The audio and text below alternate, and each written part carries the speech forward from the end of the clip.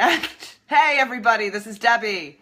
Welcome to the Sane Progressive. I'm going to wait till this feed kicks in before we go into the interview. We've been having some technical difficulties here this evening, so that is why the feed is late. So I'm going to wait to see if anybody pops on and the stream is any good, because I ain't trusting anything tonight.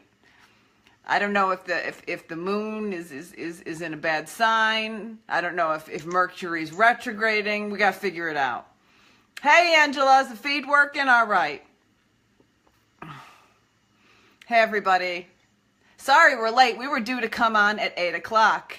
And with me tonight is Kenneth Mejia, who is running in the 34th California District for the Green Party. And this is a special election.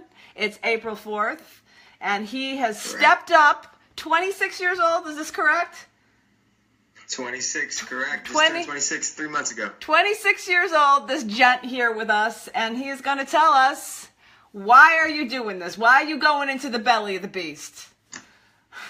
Right, so first of all, hello everyone, and thank you to Debbie and the Sane Progressives and all the supporters. And we are running in the 34th Congressional District, a special election, because it is time to give power back to the people. And what we've been seeing over the past 40 years, the rule by Democrats and Republicans have not been in our benefit. And so what we've seen, especially in this last election, are, many of us came from the Bernie Sanders movement. I'm one of those people, and we really were fighting for the change that we needed. And we saw that in a public servant like Bernie, because many of us were disaffected before. So now I actually ran for the same seat last year, and in the Democratic primary as a write-in. I campaigned for 2 months. And so you were practicing. Very nice. so this is our second go at it. So it's been a year, and we're going to keep on running. And the people in Los Angeles and the people all over, I think, the country are sort of ready for that change. And luckily, this election is an open election, so voters can vote for anyone, regardless of their party or the party affiliation. So about me, born and raised by a single mother who immigrated from the Philippines.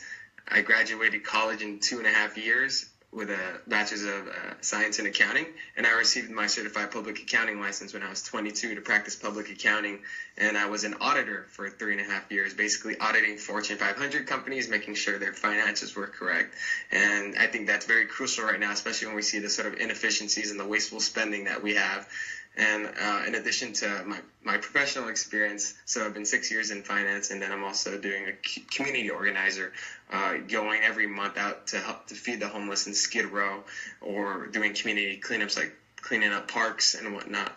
And so hopefully, with those two combined with my social justice experience and then also professional experience, we could put that together and sort of give people a new option. And so that's hopefully what we're trying to bring. We're against 23 candidates, all of them, most are Democrats. And so if there's any place that could go green, it's going to be here in LA. And hopefully we break the two-party system here. So, all right. So there's 23. Did I hear that right? There's 23 other people in this race right now? Right. 19 Democrats. 19 Democrats. And you? That's only 20. Who was the other 3? And then there's a Republican and a Libertarian and I think a no party. So is this like a winner take all, or does this go into the next general election? How does this work? I'm not aware of how the special election works. Right. So this is a special election, and the way it works is if whoever gets 50.01% in the primary on April 4th, they win it all. If no one gets 50.01%, we go to a runoff, top 2. So the way we've been looking at it, we've actually seen polls that have been shown early, and the most recent one showed us at sixth place out of 23 people, and the second place person got 7%, and we were at 3%. So all we need to do is get 4 more percent, and then we'll get in the top 2. And I'm pretty sure if we get top 2, we're going to be the establishment candidate. Oh, sweet. All right. So who's in the lead right now? Who is considered the opposition or the opponent? The opposition, the biggest one, his name is Jimmy Gomez. He's actually an assembly member in the state of California, and it's also part of our congressional district. So he's sort of the person that many of us are going to be competing against, most likely. And he's raised over like $300,000 already in 2 months. So. See, so we need a little bit of that sane progressive fundraising magic. So the establishment candidate does not get in. Now let's see, how many people do I have like in my channel? We have like 55,000. So if everybody sends $5, we're almost there. Right there, and he's in the top thing, and then there's such an anti-establishment mood. We got one. We're done. We got one. So why are you running in the Green Party ticket? Were you in Dem last time? Tell us more about what your affinity is for the Green Party and what you agree with their platform. I mean, I was a Democrat in last year, and I campaigned heavily. I was actually, I'm actually like an independent. Like in all actuality, I hate political parties, but I ran Democrat because I saw Bernie Sanders. Like many who are even watching, we gave them a chance because we thought that, hey, maybe they could actually work in the people's interest, but that wasn't the case. In our district, what's unique about our district is that we were the only district in Los Angeles County that won for Bernie Sanders, and our superdelegate voted against us and still voted for Hillary, which was messed up. But when you look at our district and why they voted for Bernie, it's because we have high levels of homelessness. We have Skid Row. That's like one of the most populated areas of homelessness in the world. We have people who are scared of getting deported. We have a huge Latino population.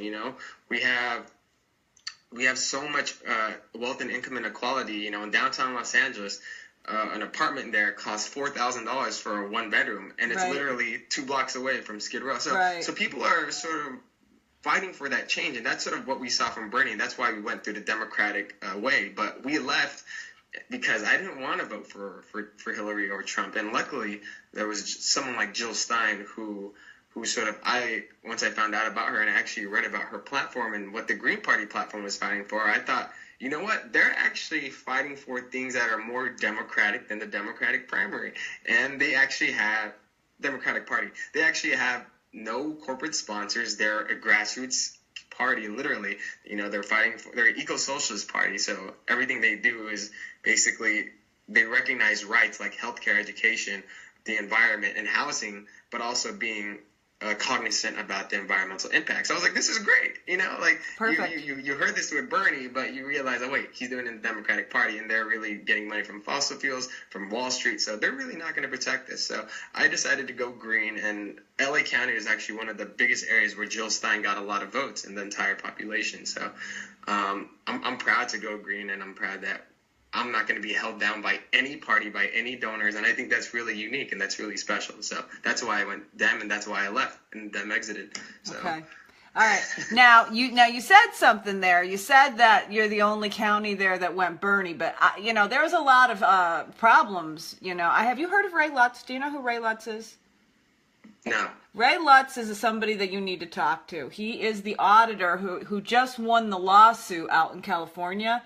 They detected election auditing fraud, and they believe the election auditing fraud occurred because there was election fraud in California. And the independent exit polls that were conducted by Trust Vote showed that Bernie Sanders was winning a lot of precincts through the exit polls, which were actually, they did them to a higher standard than the media polls, which were canceled. So I am going to give you Ray Lutz's information because I think he would be enormously helpful to let you know any problems you may have in your district. Because one of the things on Sane Progressive here is we're very, very concerned about the fraud in our election system. So my viewers, and this is what I'm asking all the candidates, if you see issues with the election, are you going to bring it up in real time? Are you going to challenge to make sure that you protect the vote in every way possible throughout the time in the entire primary process? Right, of course. I mean, okay. The way our electoral process is set up is for third parties to not win at all, and and having machine voting counts is sketchy too. There was a case where I think in Baltimore where the the hand counted, when they hand counted the actual ballots, it was different than what was on the machine. That's so, right. It's shady. There's a lot of shady stuff going on, and no one's Right. challenging it because they think it's just business as usual. And so, Right. yeah, connect me to Yeah. Ray Lux. That'd be cool. You should have Ray Lutz. One of the things what we're brainstorming with people about who are running is to help people volunteer. We talked about this with Sherry Hunkelaw, who's running for the seat out in Philly for the state Right. Senate. Hey, Sherry. Yes, she's running, and we get you. But we're not only going to try to give you some money. We get you volunteers. We get you everybody who's in with a strategy to like make sure that everything's protected up front. So. This is really important. This is something that I'm trying to bring up to all the candidates that I'm talking to. All right. So what, if you could say, what is the number one political problem that we are facing in this country right now? What would it be? One political problem related to politics. Well, that would be a political problem. Political problem, I would just say, I just say money in politics is probably one of the biggest ones. I mean, if you could take money out of politics, we could literally solve poverty. We could literally solve gentrification, where people are getting kicked out of their houses. We could literally solve, systemic crime, on African Americans. We could literally do a lot of stuff if money in politics was gone, and that could literally help people.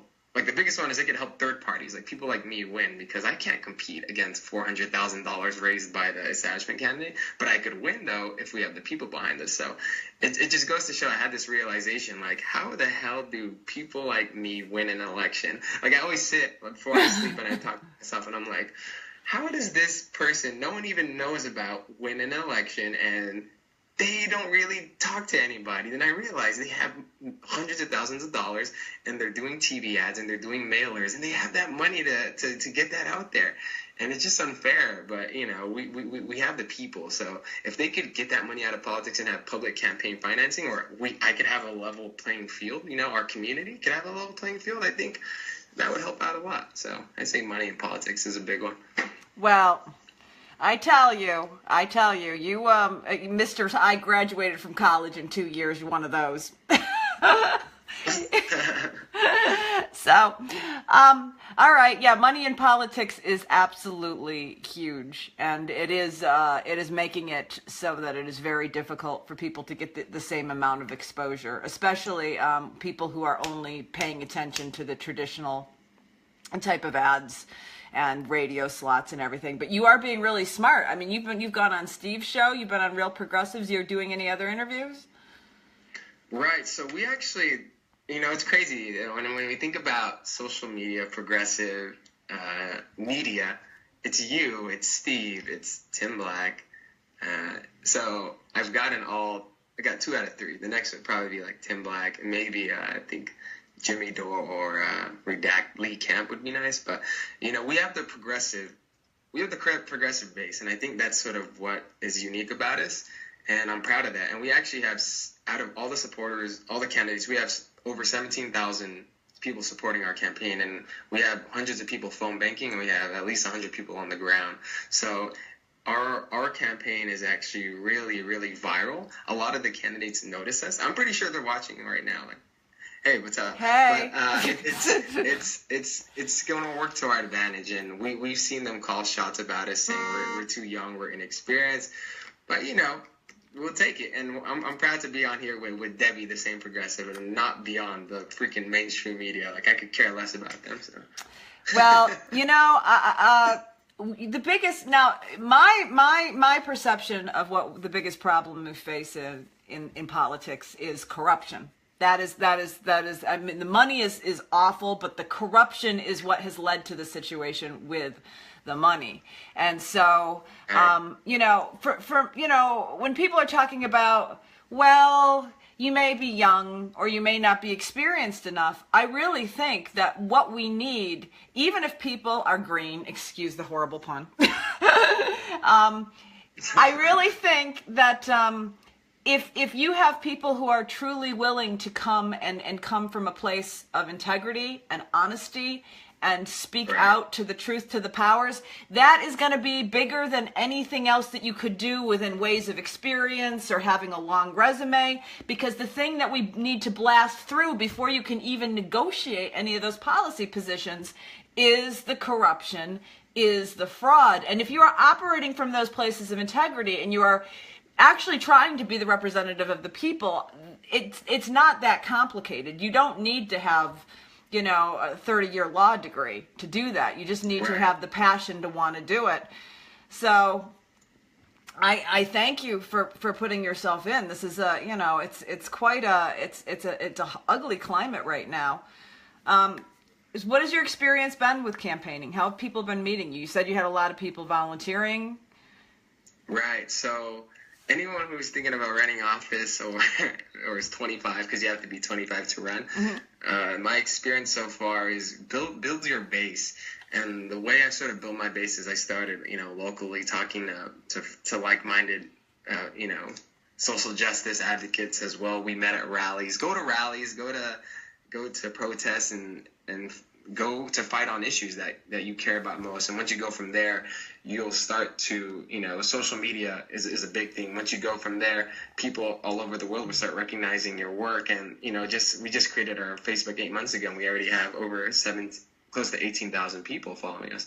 And I think from there, we got a lot of people who've been connecting with us through Facebook and wanting a phone bank out of state. And then here locally, just the people who we met at our local rallies are all on board. So it's really grassroots-like, and I'm sort of thankful for social media in this day and age to sort of connect me to people. Like, I'm connecting with you right now, and we're talking to hundreds It's of amazing. people. So it is. It's great. So this is how we're literally campaigning, especially if we have no money. This is how we're gonna win, and I'm proud to at least be sixth on a push poll by a consulting firm by another candidate. So this is how we're gonna win this campaign is grassroots organizing, literally. Grassroots organizing, you know, and we also we got the creativity, we got the integrity. Exactly.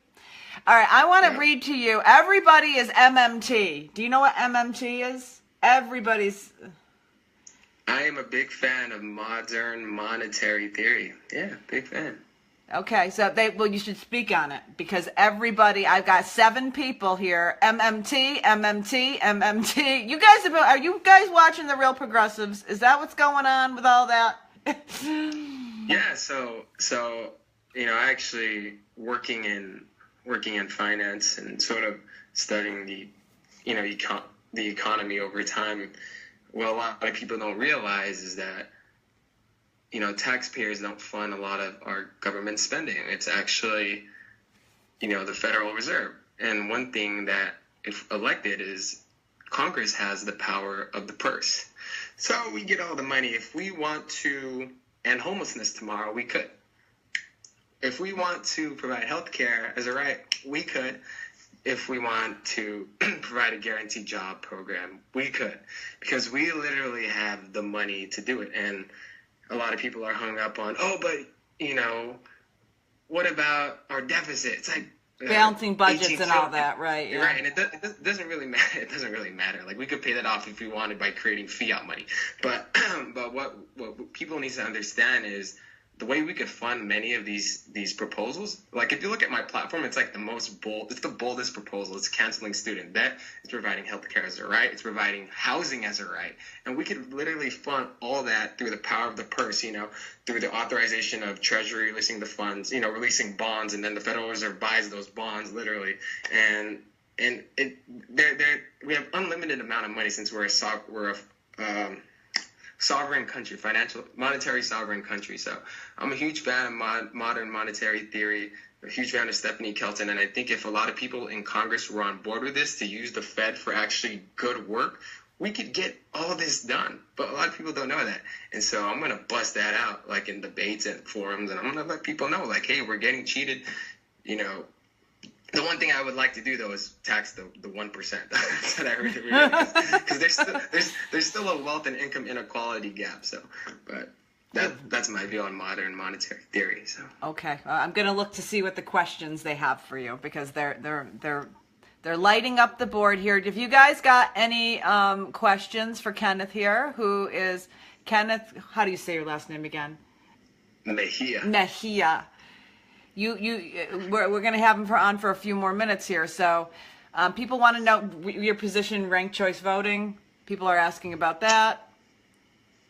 Oh yeah, I mean, like for electoral reform, the Green Party, and I don't think any other candidate's going to push for this, but we want grassroots political democracy. We want it so everyone has a chance at the table. So we want ranked choice voting. We actually want to push for proportional representation, which is what a lot of other countries have, especially like in Europe, and even in some counties in the United States have proportional representation, where basically you vote at large candidates, and if they get, let's say the Green Party gets 10% of the vote, that doesn't mean they automatically lose. That means they get one seat, for example, out of like a 10-person seat. So we push for a proportional representation. We push for voting by paper. And I don't care how long it takes to count those damn papers, but voting by paper is the only way to go, I feel like, because these machines can be hacked, and it's not trustworthy. National holidays on election days are big. One of the biggest, boldest things you want to do is like automatic voter registration and lower the voting age to 16. So those are just some things, we want to push for in electoral reform, and of course, open the elections and open the debates and get money out of politics are another thing. So yeah, all on the website for electoral reform. So all right. Yes. I mean, one of the things I talk about on this channel all the time is that because of what we experienced, and I was just telling you with Ray Lutz, it's, people say, well, we're going to get all these things in when I'm in, but what is happening is that there appears to be a level of fraud in many different races at the local, state, and national levels where people can't get in because the fraud prevents it. So, right. One of the things I'm hoping that candidates will take up is people don't talk about the fact that, we vote on machines. I don't know if you know what kind of machines you're voting on in your district, but if you vote on machines that can be, many of these machines have been proven they can be remotely, electronically hacked without leaving a trace of evidence, and if you are going up against an establishment candidate, I'm not saying it will happen. I say it can. And I know that people all over the country, not just Bernie Sanders, but people within within smaller campaigns look like that they fell to fraud. So let's see, I get more questions. Where they want your website. They want to go and give you some money. Oh, it's amazing. If you want to give me money or volunteer, if you're watching this and you live out of state, we need you to phone bank and donate if you can. But you can find all that information on MejiaForCongress.com, and it's the number 4. Or you could spell it out, whichever. So MejiaForCongress.com. You can find everything. Okay, somebody just signed up to help you phone bank. What about, are there any debates scheduled? Are you going to be debating the candidates? That's a lot of candidates. It's going to be like a 7-hour debate. Right now, all we have scheduled are forums. Okay. So with unions, where I have my first one tomorrow with SCIU. Okay. The second largest union. So that's tomorrow. So are you going to be live streaming those? Yeah. I think for these like these big unions, I don't think you're allowed to. You're not allowed. Okay.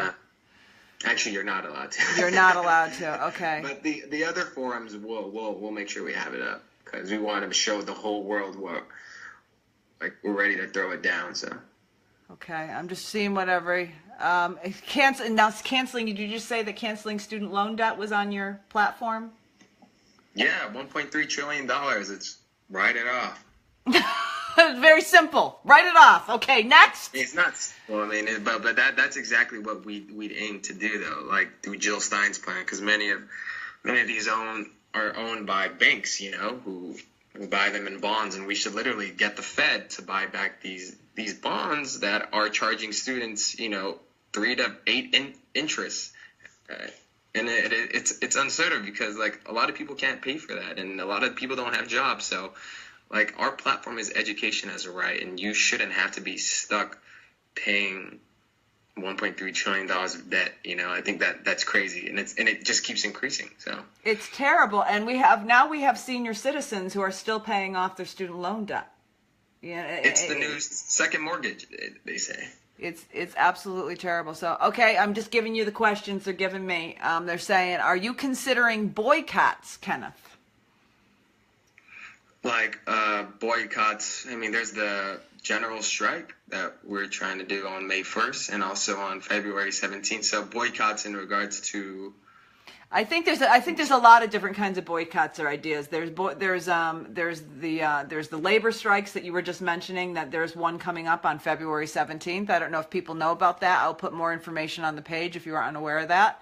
But I think a lot of boycotts. The divestment movement is huge right now.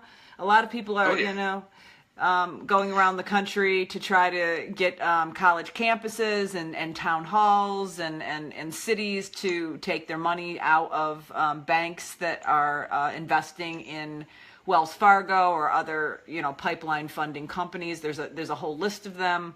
So I think that's what you guys are asking, right? Is that what you're asking? Yeah.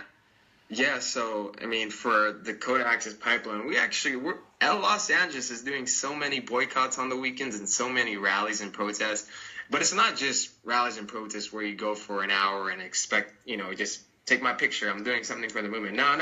We actually do educational sessions. 2 weeks ago, we held a Medicare for All rally, and we had like over 2,000 people there. Wow, that's huge. We were educating people on single payer, and then the weekend after that, last weekend, we had the No DAPL rally, and we had like over 3,000 people there at Pershing Square. So the movement's growing, and there's one thing I actually want to say about the divestment in Wells Fargo.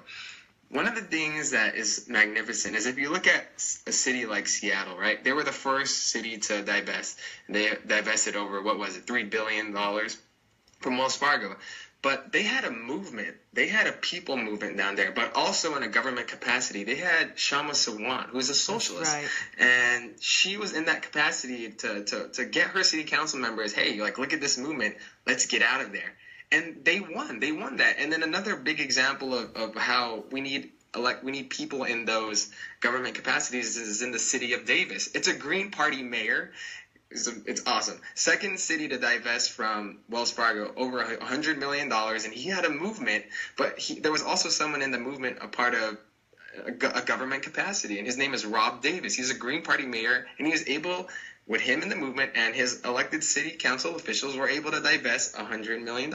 And you sort of don't see this with the Democratic or Republican Party because they receive that money. So that's why I say, and you make the great point, even though I don't have career political experience, but if we have a movement below us, if we have that base, if we could put that pressure on when we get into that position, we could literally do anything. And we hope that if we win this one congressional seat, even though we're going to be 1 out of 435 representatives, we hope in the midterms in 2018 we take that majority, because this is going to be proof right here that truth to power can win and that anybody could run for office no matter how old you are or whatever you have in your background. And so that's all I wanted to say about that protest and the divestment. It works if you have a movement. So yeah, it's so good to hear somebody enthusiastic, and that's another thing that you get with the youth. You become a jaded old lady like me. You're like, nothing works.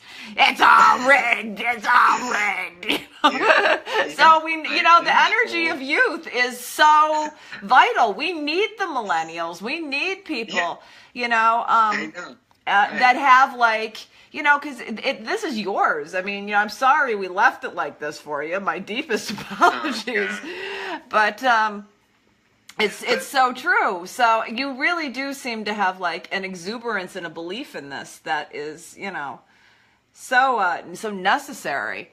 All right, somebody just got $26 for that. Oh wow, thank you. All right, Kim. All right. Well, okay. So let's maybe take one or two more questions, and then you can close it out here. Let's see. Sorry about the tech, guys. The Be Live would not work, so we're making do with what we have. All good. All right. Give your website again while I'm looking at the questions. So my website, if people want to volunteer, it is or donate money, you could visit MejiaForCongress.com. It's MEJIA, the number 4, then Congress.com. So I'm here for Congress.com, and we're asking people, since we only have 48 days left and we don't have a bunch of money to do TV ads and billboards and send a lot of mailers, is if you could donate 1 hour of your time a day to make calls from 5 p.m. to 9 p.m. Pacific Standard Time, or on the weekends from 10 a.m. to 9 p.m. Pacific Standard Time. And if you put 1 hour a day and you get 8 supporters or 5 supporters in that 1 hour, I guarantee you we're going to win, because that's how we ended up being 6th place on this biased consulting firm already, because when they call people already knew about us, and we're like the least amount of money raised campaign. So if you could help us out, we could seriously win this grassroots campaign, and we're going to just make history in the United States. Well, I'm really glad that you came on the show. Is there any one issue that you have a lot of passion for, that like burns within you, that's that's got a special place in your heart? Yeah, I'd say the biggest issue, growing up is it's poverty. And, I hate seeing people struggle just to put food on the table, just to pay their rent, or getting health insurance. It doesn't make sense to me, as the wealthiest country on earth, we could do that. Growing up, when I would see like a homeless person sitting on the sidewalk, I'd ask my mom, like, "Hey mom, can I have some money to give this to this person?" And that always resonated with me, even to this day. Like when I go out to Skid Row, me and our community service group, we go out there and we give food to them, and they're just regular people, and they either couldn't afford a place to live, or they got priced out of their homes, or they have mental health issues, and they sort of just kick them to the curb. And in Skid Row, within a mile radius, there's 25,000 people living there, and it kills me, talking to them, because they're not scary. They could have a conversation with you, and they're really thankful. Like one of them gave me a hug, because he said no one comes out here and no one visits us. And I think that our country should be measured based on how it treats its most vulnerable people, not on how much money we spend on the military, or how much, tax breaks we could give. I think we sort of need to change our mentality as a nation, not only in our government, but as a people, So that's what I'm passionate about, just helping the less fortunate, and especially the most vulnerable, which are those living on the streets. And it's sad, because there are a lot of children there too. So we'll be out there again in next week, actually, to be in Skid Row. So yeah, that's what I'm passionate about. Okay, well that's a beautiful thing to be passionate about. All right, last question on the military-industrial complex and all these wars of choice that we've been fighting for decades at this point. What are your thoughts on that? What do you think needs to be done so that we get any kind of a peace movement again? Because really, the last shreds of the anti-war movement died under Obama. And so we really haven't had, and the message has been, which is very powerful, what you're saying, because people are, half the country's poor, half the country makes $30,000 or less a year.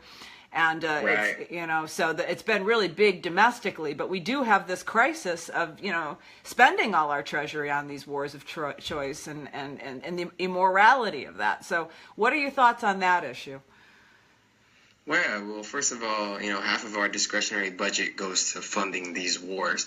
Literally, the Fed is funding these wars that we don't need to be in. We spent $6 trillion in Iraq and Afghanistan, $6 trillion, and I just want somebody just wants $10,000. It just mind boggles me on how we could spend so much money and be involved in what we're bombing 7 countries right now, right? It makes no sense, and we sort of need to have that movement like they did in Vietnam or in the beginning of Iraq, where they had the anti-war movement, the peace movements. I think Tulsi Gabbard actually tweeted that we need to have the same amount of force and the same amount of passion when it comes to these wars that are now in Syria and Libya and still in Iraq and Afghanistan. And I think we could start that. That's a good idea. Maybe we'll do a rally in LA in 2 weeks, doing an anti-war protest, because it happened underneath the Democrats, it was still happening, but we didn't do anything about it. But now everything changes once, who's in power, depending. So that's sort of how I feel about the military-industrial complex. I think we should stop that spending and stop regime change, because it only creates worse situations where, like refugees, where we're bombing these countries and then they just want to find a place to live, and then we end up trying to ban them, for 90 days. So you have to look at the whole picture. That's how I see everything. So All right. Well, we have been joined with Kenneth. I can't remember your name. I'm so sorry. It's been a long time. Mejia. Okay, slap me, everybody. Slap me. Thank you so much for coming on. Thank you for putting yourself in the middle of this. If you want to come back on the show and you want to update us on how it's going, you're welcome to come back. People are giving you a lot of great feedback on the comments, so you can, read the thread. They have a lot of suggestions too. They're very smart, so sometimes it might be worth just taking a look. And a lot of people look like they're volunteering and giving money. So thank you so much for coming on. And you guys, I will put the website up and some links so that you know where to go, you know where to donate. And I'll be back with you guys soon, all right? As always, Debbie, Sane Progressive. Peace out.